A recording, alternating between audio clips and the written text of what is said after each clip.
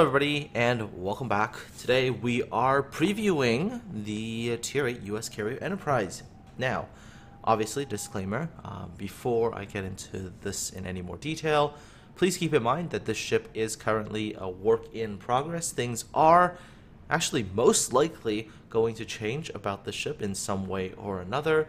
The ship was provided by Wargaming for testing purposes. And off we go. Let's talk about the Enterprise. Is she something to get excited about? No. You know, if it's like you have the super hyped up music and all of a sudden it's like wah wah wah. That's kind of the Enterprise. I played her and I found her to be disappointing, if that's the best way to even put it. So far, in terms of survivability, HP-wise, she's okay. 51,400, right on par with a fully upgraded Shokaku. She does have a interesting bit of armor. Her deck armor is 25 millimeters, which means that against DDHE, she actually won't take pen damage. So that's nice. She also has an area near the hangar that has actually some armor as well. But again, if she runs into battleships or cruisers, the armor really isn't going to protect you much. She does have pretty good torpedo protection. When fully upgraded, it's 30%, so that's actually not bad. But yeah, it's a carrier, and survivability really isn't the biggest thing we should be talking about, since you're not really going to get sniped at Tier 8 because you've got defensive fire. So let's go ahead and talk about aircraft. The Enterprise actually has a pretty balanced spread of squadrons. You got 2 fighters, 2 torpedo bombers, 2 dive bombers, which sounds really good on paper. And also you look at the hangar capacity of 96 aircraft and you're like, wow, she's gonna be really good. And then disappointment. You have a ton of fighters. Like, you have a lot of fighters. In most cases, I don't think I've ever, in all the battles I've played, managed to run out of fighters. Like, you have just a ton of fighters that you can keep using. However, that, you know, comes at a cost of your strike package. You don't really have a lot of bombers, including the 2 squadrons you get right at the beginning. I think you only have 25. You only have 25 torpedo bombers to, like, total. And unlike, let's say, the Cargo, which, you know, mind you, the Enterprise has its unique spread as well, and I'll get to that in a second. Unlike the Cargo, which has just tons of strike aircraft, the Enterprise, you really can't afford to lose them, which means that you go into something like a Tier 10 battle with the Tier 10 AA that you can run into, and oh boy, not fun at all. You lose your planes in a heartbeat, and you just really don't have the reserves. It's almost as if they, sort of want the Enterprise to be played as a, go fight for air first, and in the later stages of the battle, go get strikes out. Maybe that's what they want to do. But anyways, okay. Oh, and also do keep in mind, all the planes also have to be Tier 7 aircraft. Same aircraft that's on the Ranger, and you can see Tier 10 AA. That's like a bad combination. And unlike the Cargo, which can actually, use that great torpedo speed to actually launch from further back, the Enterprise really doesn't have that option, because you see what they did with the Enterprise's drop pattern is they looked at Cargos and went, cool, so you got 3 wide ones at the front and 3 narrow ones at the back. Let's reverse that with 1 fewer plane. So essentially what you create is like an inverse W-shaped drop. You got 2 spread out ones in the front and then 3 spread out ones in the back. And it sucks. That drop pattern sucks. Like, you'd be lucky, I think, if you combine both squadrons together on a battleship, you'd be lucky to hit 6. In most cases, if a battleship knows what they're doing, you might be hitting like 4, maybe? It's brutal. The pattern is just a very wide drop pattern. There's no convergence, and the torpedoes are really slow as well. They're like your standard typical USN torpedoes. High damage though, but slow. Even with torpedo acceleration, 39 knots. Yeah, not fun. You got dive bombers, but they carry 500-pound bombs. They have the crappy large dispersion drop pattern, which means that hits are more just RNG. Oh, and because they're USN planes, the servicing times are just kind of blah. Great, right? Fantastic. Makes me just ask seriously, Wargaming, why do you hate USN CVs so much? I don't get it.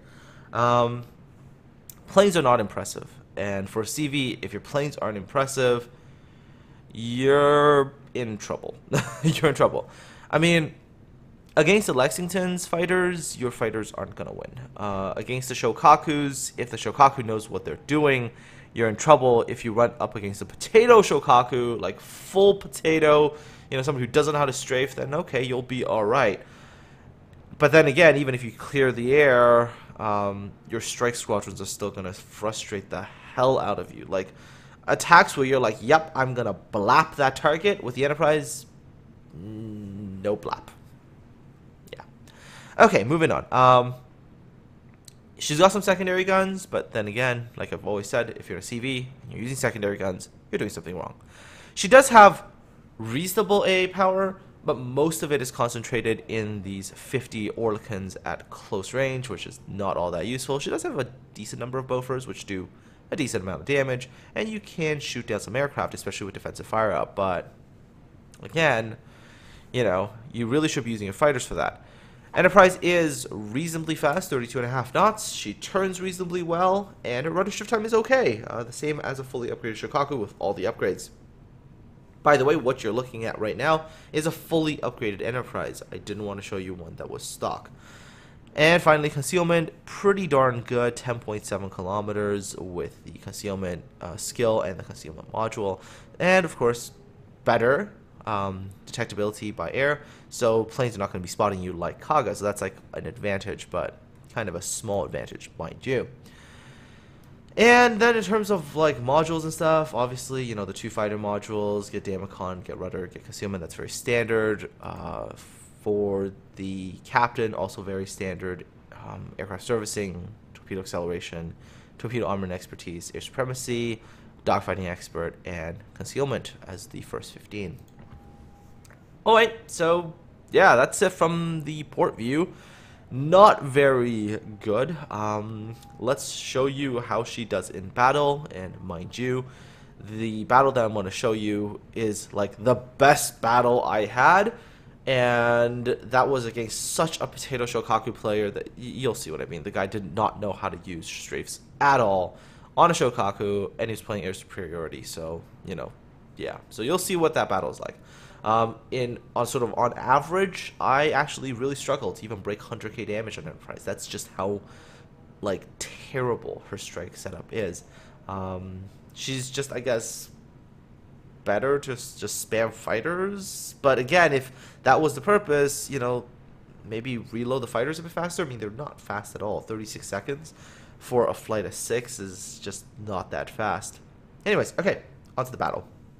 Alright, so you start off the battle, and it's quite a standard thing. You send your fighters out, you see what's going on, and of course, you kind of get a gauge of how good the enemy CV is. I put in a strafe, and don't really see a response from the enemy CV, so this is already one of those first things where you're like, oh, okay, so this guy's probably not really very good. So then, just decide to just keep strafing some more, manage to knock down 2 more, kill the other squadron. And still not really a reaction, and then I noticed the 3rd fighter squadron, so it's like, okay, that's going to be like an ASCV who doesn't seem to understand what strafing is. So the minute you have that, you already know what kind of a battle you're going to have, at least in terms of the ability to fight other people. Initially tried to bomb the Pensacola, but the Pensacola had deployed defensive fire, so decided to withdraw and pick a different target. Enemy fighters, as you can tell, just deciding to click, no strafing, no exit strafing, nothing like that. So yeah, kind of those battles where you're just gonna overall, in a normal CV game, be having a relatively easy time. Alright, saving both my fighters now, getting my torpedo bombers, trying to pick a target that I can bomb. See an isolated Bismarck right over there, think that that might be an okay target. And still looking around the map, just trying to see if there's any other vulnerabilities. See Bismarck to the south, which is actually at a better angle, because the other Bismarck that I was looking at initially turned away. So I'm like, alright, looks like I'm going to bomb this NGAS Bismarck here. Bring in the torpedo bombers. Okay, first of all, notice the wide spread. It's a really, really wide spread, and it's hard to play because there's actually a lot of gaps between your torpedoes. As you can tell, yeah, somebody turns in, you're gonna get 4 hits. You know, even if you set things up pretty much close to perfect. I've actually had a situation in battles where I've actually cross-dropped destroyers, like caught them in a perfect cross-drop, and because of the space, you know, where with other CVs I would have been like, yep, they're dead. With Enterprise, it's like, never mind. Never mind. With the Enterprise, I would get like 1 hit and destroyer is very much alive. Get this last remaining dive bomber squadron set up again properly for a drop. Get real lucky with RNG there, because hey, you know what, RNG is RNG, and sometimes you have to pray to RNG just to give you something. Managed to tag 2 bomb hits with only 2 dive bombers. But take a look at my reserves for dive bombers. Not that many aircraft left. I think dive bombers total. You have a bit more dive bombers now. I mean, your dive bomber numbers, I think right now, you start with 12. I think you have somewhere around the vicinity of about 28, if I remember correctly now. So a bit more than when we first looked at her, you know, when she, or some of her stats first came out, but it's just not that great. Yeah, so there we go. Just continue to strafe enemy squadrons. Here, really, because now I know what the level of this enemy Shokaku is at, I just really don't care. Just strafe my own fighter. Not really gonna matter because, hell, even with one... Oh, actually, he strafed, but I don't know what he was strafing at. Empty space, I guess. I don't know. So just continue to strafe his aircraft. I think I end up with like 40-something plane kills, so... Yeah. Enemy strike aircraft. You know, I'm getting my bombers back up. They do take a while to service as well, so it's not like IJN stuff where sometimes, yeah, you know, the servicing time is actually like a bit faster. Here it actually does take a while. This strafe was a little bit too late. And actually Potato here taking out 2 of the catapult fighters. Whoopsie daisy. Still shoot down 2 and get tangled up with their fighter above my own ships, but that should be a win. Oh, actually, I think he just exits strafe there. No, never mind. No, never mind. My plane just disengaged, ran out, and he disengaged as well, I guess. Alright. Anyway, so, yeah. 57k damage so far. Second strike wave coming out. Initially thought about maybe bombing the Edinburgh, but then, you know, I noticed that the Edinburgh is actually full AFK. Initially I thought maybe it was just stopped, and, you know, but no. Full AFK. Battleships got it, so picking a different target. Scharnhorst here. Isolated. In a not so great position as well. I was like, okay, I could probably try drop on the Sharn. It's not a very good position, as you can tell. He's limited his ability to maneuver because there's these islands around him. So I figured this might be a pretty decent place to go for a drop. Get my torpedo bombers into position. Trying to minimize my exposure to the North Carolina's AA. So there we go. And there's the drop. See, it's really, really wide salvo, and generally if the enemy like slows down, reduces speed, turns in, you end up, even though you're launching 10 torpedoes, you're gonna hit like 40% of them. And that's against like tier 7 and 8 ships. The tier 9 ships, tier 10 ships, yikes. Because remember, your torpedoes are kind of slower, right? So you do launch them from a little bit closer in sometimes, and you expose yourself to that AA, and just, you don't get a lot of planes. I mean, I think I had one tier 10 battle where I just felt like within, I'd say 10 minutes, I was like, oh, okay, don't really have effective strike power anymore. Which is like in stark contrast to Kaga, you know? Like, and this is the thing I don't really understand with wargaming. It's like, they first released Kaga, and I'm like, yep, this is going to be a really bad idea, because you have that much striking power on a ship that actually has the ability to minimize its, you know, exposure to AA with that fast sort of torpedo launch. And then, you know, we get the USN one, and it's like from the very, very beginning, this ship is just, ugh. Alright, so I do manage to get some fires onto that Scharnhorst, so getting some damage over time here. Bring my fighters back down, trying to wreak some havoc, trying to kill some stuff. Really don't care about head-on strafes, to be honest. Just trying to, like, tag planes as I go. This enemy Shokaku really is just... Yeah. Yeah. As you can tell. Strafe that one. Almost got that squadron. Alright, so... getting close to 40, 42 plane kills so far. 99,000 damage done. And another strike wave. Now, again, Tier 7, against Tier 7, Tier 8 ships, your torpedo bombers do survive a bit longer. Because you are dealing with things that are, the same tier, essentially, as your aircraft. And you're not running into insanity for AA power yet. My first few battles were all Tier 9, 10s, and trust me when I tell you that that was really, really painful. Alright, going after Nam 2 right now in that Bismarck. It's actually Griswold, but yeah. Clan tags are easier to read. But anyways, he's really slow, in a vulnerable position as well. And here we go. This is actually going to be the best drop I think I get. Yep, I kid you not. This is going to be my best drop. So Bismarck is actually turning away, and there you go. I'm going to tag 1, 2. Tag 3, 4, and 5, 6. And once the ship is taking these torpedoes, you get a sense of just how much space there is between that furthest to the left, furthest to the right torpedo. It's just huge space in the middle, and because it's a staggered pattern as well, if you drop on destroyers, you actually give destroyers like a lot of space to play with. Yeah, like I said, I've had cross drops where I'm like, if this was a normal CV, this destroyer is dead. And with the Enterprise, it's like, oh look, the destroyer just I don't know, slowed down and exploited that space and took 1 torpedo. Ah. Like, talk about frustration with the Enterprise. Like I said, her only real thing that's going for her is that ridiculous number of fighters that she has. Not in terms of like the squadrons, but in reserves. And like in most battles, you're not going to go through all those reserves. Which then brings up the interesting idea that the point of the Enterprise is Wargaming's trying to implement a ranked USN CV, and that seems to be really like its only purpose really is to provide the USN with a premium ship that's competitive and ranked against Shokaku. Because right now, if you play like Tier 8 ranked, for example, the only ship, and even Tier 8 competitive, I mean, the only ship that really is going to be used as a CV is going to be Shokaku's. And maybe the point of the Enterprise is to replace that, but again, I don't really see it because they gave a Tier 7 aircraft. It's, like, against good Tier 8 Shokaku players, you're going to struggle because their planes are going to be faster than yours. Well,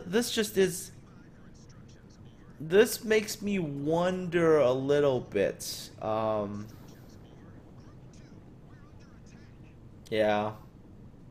It really does make me wonder. And I sort of potato that strafe as well, but maybe, maybe that's what they're trying to do. I don't know.